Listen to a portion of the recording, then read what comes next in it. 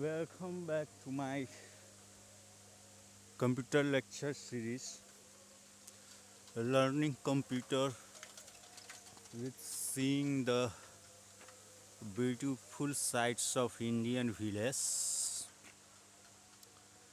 Today, as you know, our, our employee Get Willy and Get Handler are now in their country with a hike of 1000 times of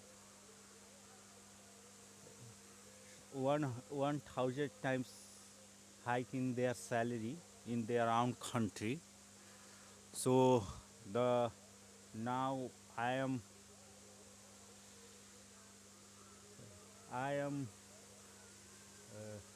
giving you this lecture. This is the benefit for working with FFBMD Inc. Here, Get Willy and Get Handler gets 1000 rupees per class, but in their own country they are getting now $1000 per class. Now let us start to the our own topics, that is learning computer with seeing the natural beautiful sights of Indian village. And today we will talk about the memory storage devices. In this category, two types of secondary storage device is popular. The first one is flash drive, or it is also called pen drive. So let's talk flash drive or pen drive. Flash drive or pen drive. It is a compact device of the size of a pen and comes in various shapes and a stylish design, like as a pen shape, wallet shape, etc. It may have different added features, such as with a camera and with a built-in MP3, WMA, FM radio playback for music on the go, etc. It enables easy transport of data from one computer to another.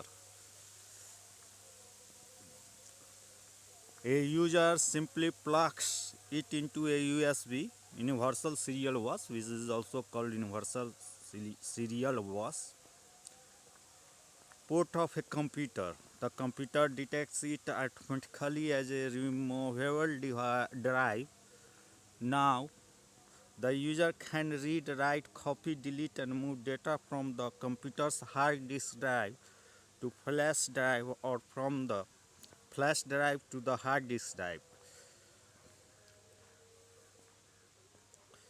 The user can even run applications, view videos, or play MP3 files from it directly. Once done, the user simply plugs it out of the USB port of the computer. User can carry it in pocket anywhere. A flash drive or pen drive does not require any battery, cable, or software, and is compatible with most personal computers and laptop computers with USB 2.0 port. Today, it is the most preferred external data storage for mobile people to carry out transfer data from one computer to another. As the name implies, it uses flash memory storage technology discussed as earlier. Recall that flash memory is non-volatile, electrically erasable, programmable read-only memory (EEPROM) chip. It is a highly durable solid-state electronics storage having data retention capability of more than 10 or 12 years. The storage capacity of a pen drive or flash drive is about, it start from 256 MB, and we get in different storage like 2 GB, 4 GB, 8 GB, 32 GB, 64 GB and more. A flash drive has a main body and usually a port connector cover. To plug the drive into a USB port of a computer, a user has to remove the cover or push out the port connector. Usually the main body has a right protect tab, a read and write LED, light emitting diode, which is called light emitting diode, LED, indicator, and a strap hole. Manufacturers also provide software for use with the drive. Some manufacturers provide software with drive. The next one is the memory card, and memory card is also of two types. One is called SD, that is secure digital card, and other one is multimedia card, and in abbreviation it is called MMC. Similar to flash drive, flash memory based cards are available as removable storage device in different types of electronic equipment. Some of the most popular ones are secure digital card and multimedia card. Other manufacturers have their own proprietary cards based on a flash memory and its storage capacity range from 8 MB to 60 or 128 GB or more.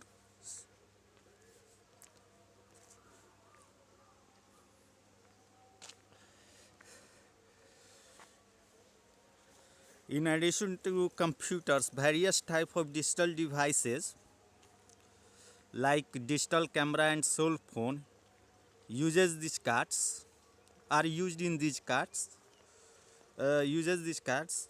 This also facilitates easy transfer of data from these devices to a computer for storage in the computer's hard disk or for further processing by the computer.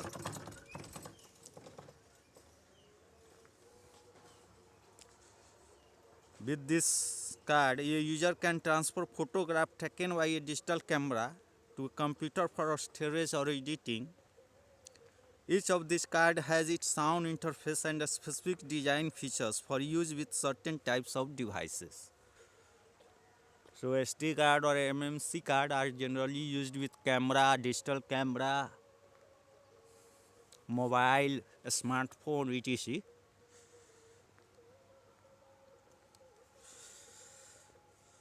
Now let's talk. Now we will talk about the mass storage device.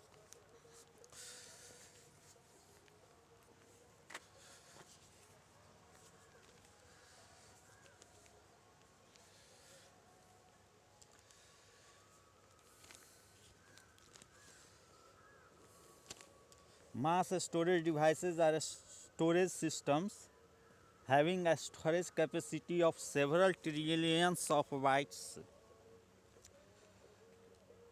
They use multiple units of storage media such as multiple tapes, multiple CD-ROM, multiple disks, etc. as a single secondary storage device.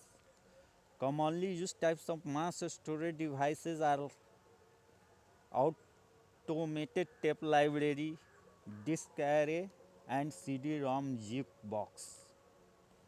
and we will discuss these three types of mass storage device.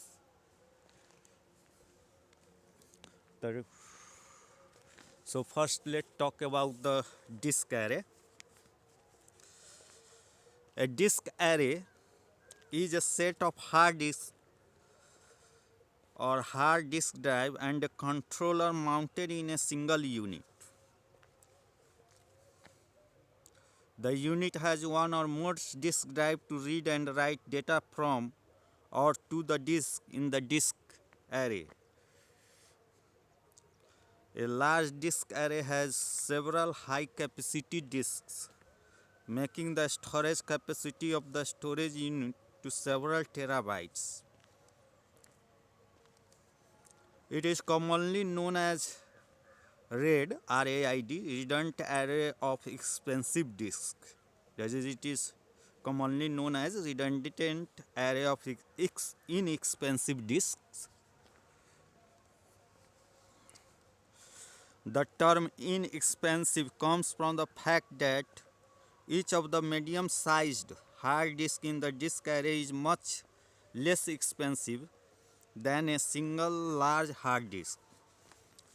Computer systems often use redundant array of inexpensive disks as online secondary storage devices.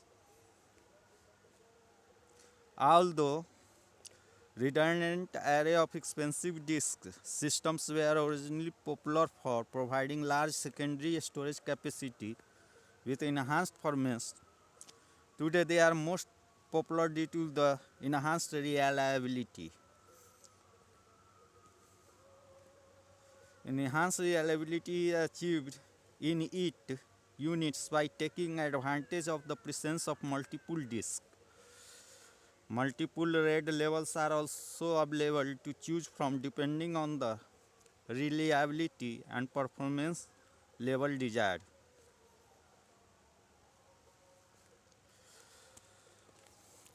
Now let's talk about automated tape library. It uses a set of magnetic tapes and automated tape library is a set of magnetic tape drives, magnetic tapes and a controller mounted in a single unit. The unit has one or more tape drives to read and write data from and to the tapes in the tape library. In case of units having multiple tape drives, it is possible to read and write data from or to multiple magnetic tapes simultaneously, resulting in a faster data transfer rates. Multiple drives also lead to improved reliability of a storage unit because if it one of one of its drives fails, the unit can continue to function with other drives at a slower speed. And the unit has robotic arms to retrieve the appropriate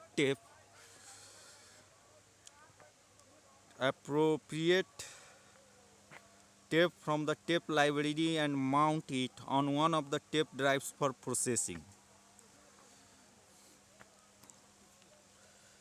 The robot returns the tape to the library automatically after processing. A large tape library can accommodate up to several hundred high-capacity magnetic tapes, making the storage capacity of the storage unit to several terabytes.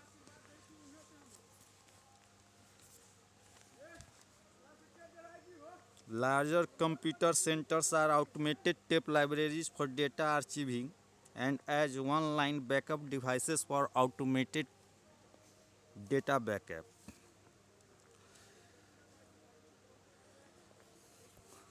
Now CD-ROM jukebox. Now I will discuss about the CD-ROM jukebox.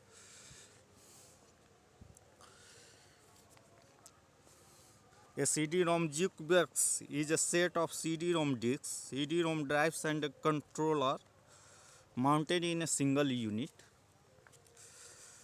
same like as automated tape library. The unit has one or more CD-ROM drives to read data from CD-ROM disks in the jukebox. In case of units having multiple CD-ROM drives, it is possible to read data from multiple CD-ROM disks simultaneously, resulting in a faster data transfer rate. Multiple drives also lead to improved reliability of a storage unit, because if one of the drives fails, the unit can continue to function with other drives at lower speed.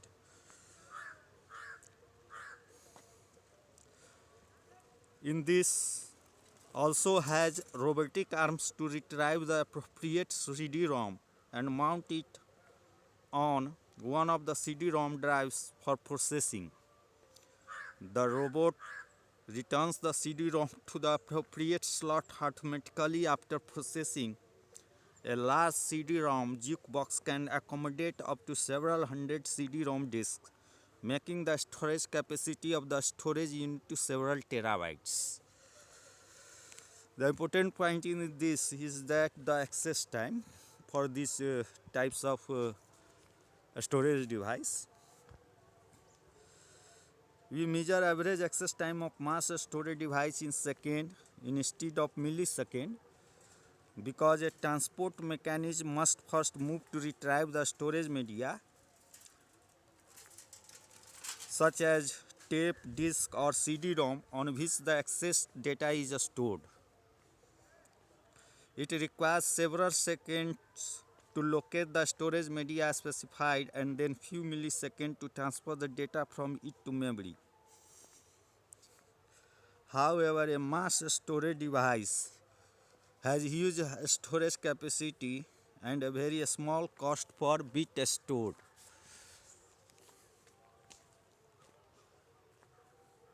Relatively slow access time limits the use of mass storage devices in many applications. However, they are cost-effective alternative to online magnetic disk storage in applications requiring huge storage capacity and in which rapid access to data is not essential.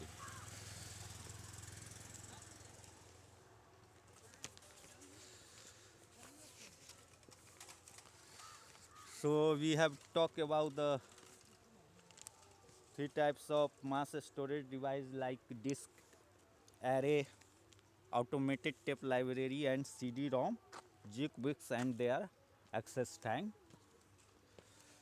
Now the last one topic for this lecture is data backup, and we will see about this, what is data backup, why it needed.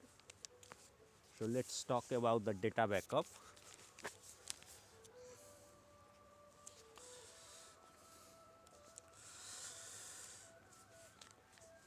Data backup, it is the process of creating a copy of useful data from an online storage device to a secondary storage backup device such as zip disk, disk pack, magnetic tape or worm disk. Usually the copy serves the purpose of offline storage of the data, so that if the system somehow loses original data from online storage device, it can retrieve it from the backup device and restore it on online storage device.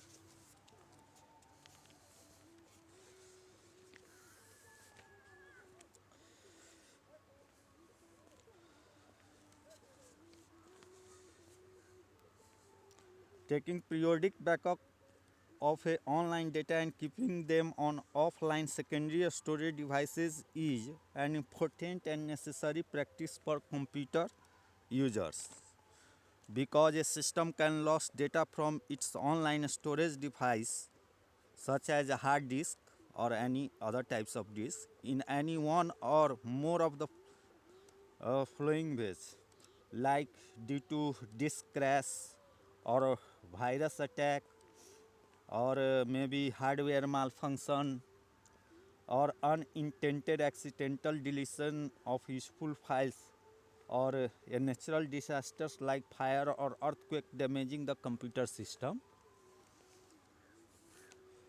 The amount of time it would take us to recreate all our files and folders if we lost them is far greater than the few minutes it takes to back up them. Hence, protecting valuable data with regular backup is necessary for all computer centers and users.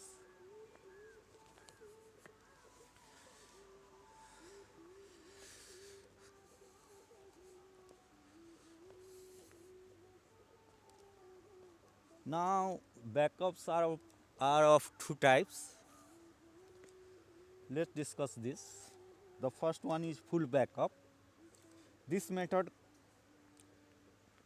copies all data on an online secondary storage device to a backup device. The backup procedure creates a copy of every file from the online secondary storage device onto the backup device, whether the files or folders has been changed or not. Depending on the volume data being backed up and backup device used, full backups can take anywhere from a few minutes to or a few hours to complete.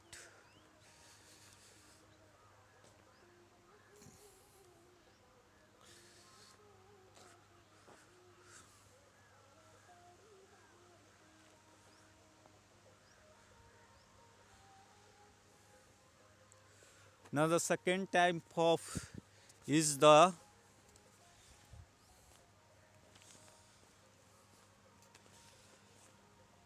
second type of backup is incremental backup,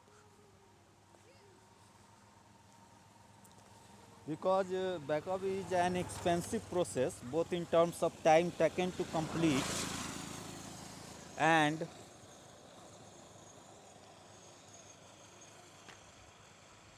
a storage space occupied on the devices. Full backup is not always suggested. To save backup time and a storage space, one can often go for an incremental backup instead of full backup.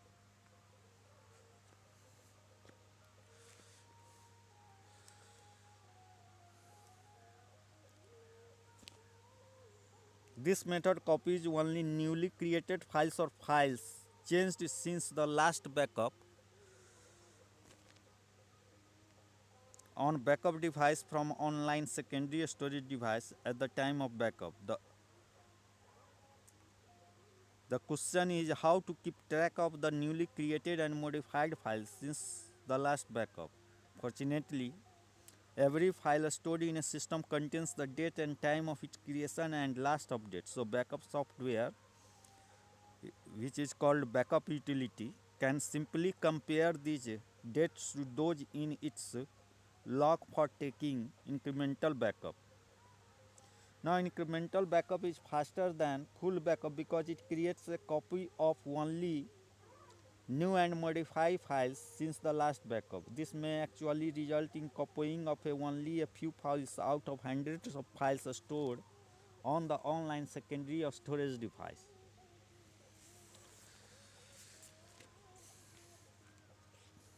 However, full backup is simpler and a little safer for storing data back from the backup device onto the online secondary storage device. If we want to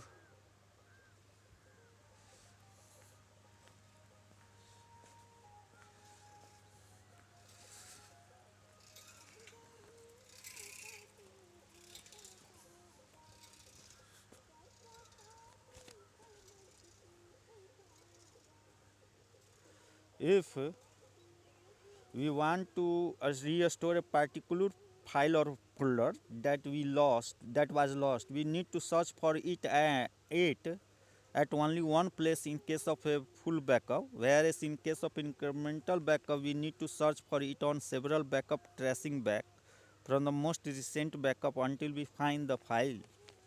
Similarly, in the event of a disk crash, when all the files are lost, it is very easy to restore the files back on to a new disk with full backup as compared to incremental backup, because of the full backup is a mirror image of the entire disk and the system can restore it as it is.